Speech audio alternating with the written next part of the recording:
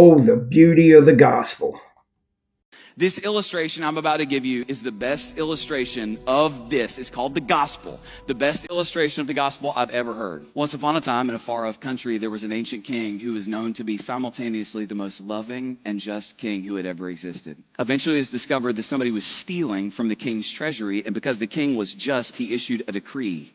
He said that when it was discovered who was stealing from his treasury, that a sentence of 10 lashes in front of the entire kingdom would be visited upon that person as the penalty for their disobedience. The theft continued, and eventually he issued a final decree. 40 lashes would be visited upon the person who was stealing from the king's treasury. But watch this, 40 lashes was a death sentence. So he issued a death sentence. As weeks went by, it was eventually discovered that none other than the daughter of the king was the one who was stealing from his treasury. When that was discovered, a question began to ripple through the kingdom.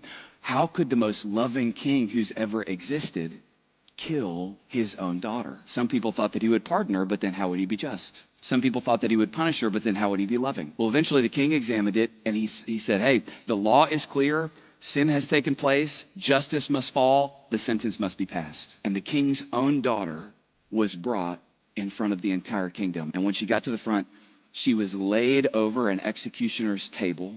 She was tied to the table.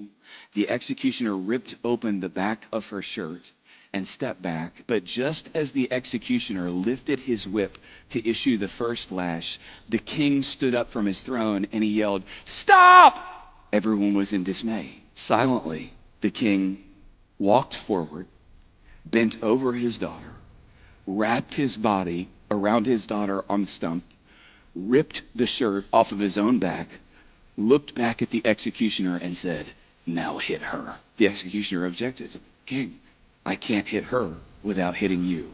Now hit her."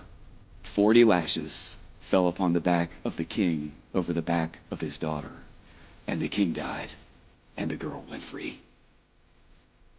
That was done for you. That is a beautiful picture of the gospel, and that's what Christ did for us.